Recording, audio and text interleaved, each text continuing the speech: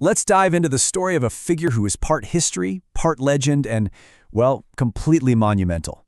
We're talking about Guru Rinpoche, a master who didn't just show up and teach. He literally battled demons to bring Buddhism to the Himalayas. Seriously, this isn't just a biography. It's one of the most epic spiritual stories you'll ever hear.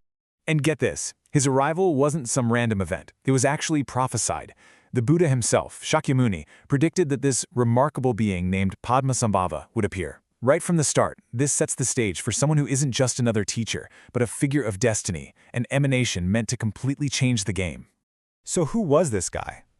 Well, he's known by a couple of key names: Padmasambhava, which means the lotus-born, and we'll get to why in a second, and Guru Rinpoche, the precious master.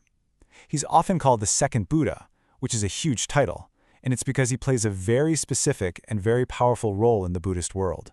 So what does being the second Buddha actually mean? This is a great way to think about it. You have Buddha Shakyamuni, who taught the foundational sutra path, which often focuses on renunciation, letting go of worldly stuff.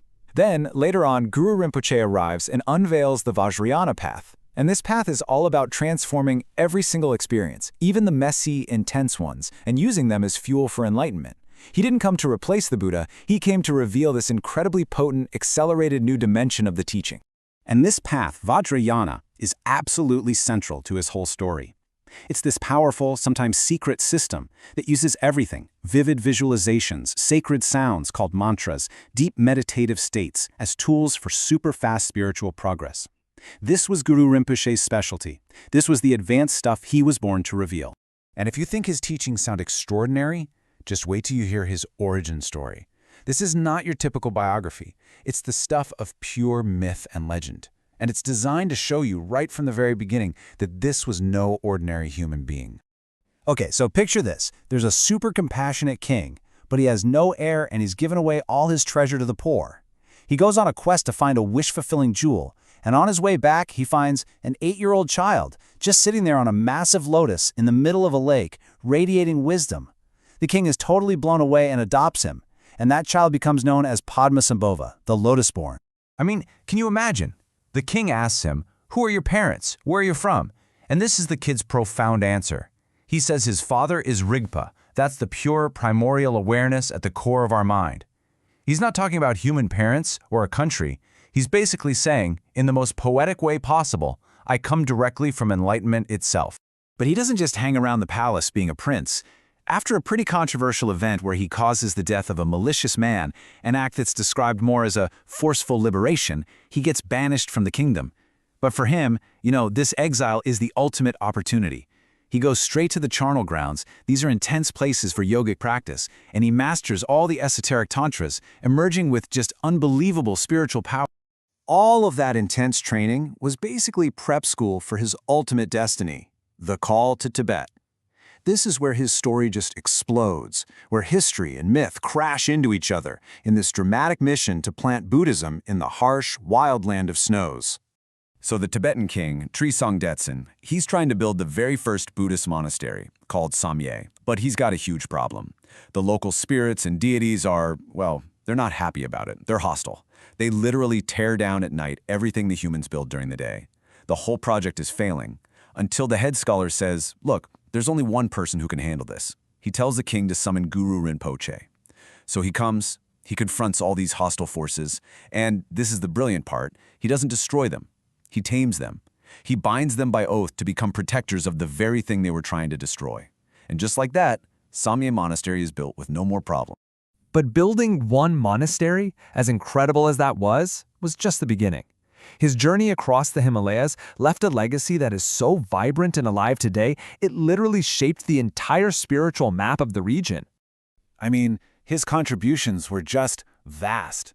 First off, he founded the Nyingma school, which is the oldest lineage of Tibetan Buddhism. That's a huge deal. He oversaw the massive project of translating sacred texts.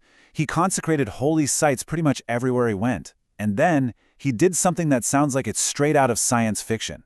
He concealed termas. So what in the world are termas? Think of them as spiritual time capsules. Guru Rinpoche had this incredible foresight. He knew that specific teachings would be needed for specific times in the future. So he and his consort, Yeshe Tsogyal, hid these teachings, sometimes as actual texts, but sometimes, and this is the wild part, as seeds of knowledge placed directly in the minds of future disciples, all meant to be discovered centuries later, right when the world needed them most. It's just an amazing concept. And his influence is literally carved into the landscape. You can go to these places today. In Bhutan, there's the famous tiger's nest, where he's said to have flown on the back of a tigress to meditate on a cliff. In Nepal, there's the Sura cave, where he attained the realization of Mahamudra, the great seal of reality. In another cave, he and his consort Mandarava are said to have accomplished immortality. These aren't just tourist spots, they are buzzing, active pilgrimage centers. Okay, so that's all the 8th century stuff. How is he still so incredibly relevant today? Well, it's because for millions of people, he isn't just a historical figure in a book. He's a living presence that you can connect with right now. One way people connect is through his 8 manifestations. This number, 8, represents his ability to show up in whatever form is needed most. Sometimes he's peaceful and wise. Other times he's fiercely wrathful, not out of anger, but to just slice through big obstacles. It shows this dynamic, responsive kind of compassion. And when you see paintings or statues of him, he's almost always shown with 2 incredible women, Mandarava from India and Yeshe Tsogyal from Tibet. And it's so important to know, they weren't just his partners, they were enlightened masters in their own right, and they were absolutely crucial to his whole mission. And this is maybe the most direct connection anyone has to him today. This is the Vajra Guru mantra. It's said to be his very heart essence, but in the form of sound. So when people chant this, it's not just reciting words. It's seen as a direct invocation of his enlightened mind, like a direct line to his wisdom and blessing. So in the end, whether you see him as a man, a myth, or a direct manifestation of enlightenment, his impact is just undeniable. He's the father of Tibetan Buddhism, a massive cultural icon, and for practitioners, a very real, very direct source of guidance and inspiration.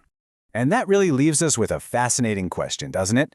His story is full of miracles, flying tigresses, and taming demons.